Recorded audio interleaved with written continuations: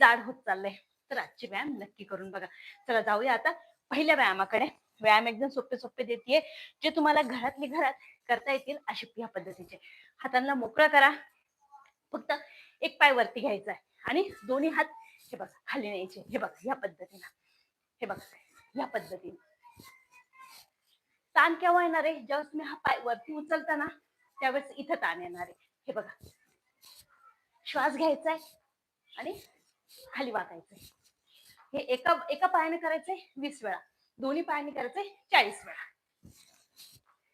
1, 2, 3, 4, 5, 6, 7, 8, 9, 10. व्यायाम सोपे आहेत. जे तुम्हाला 5 किलो वजन कमी करायचं असेल तर नक्की होणार.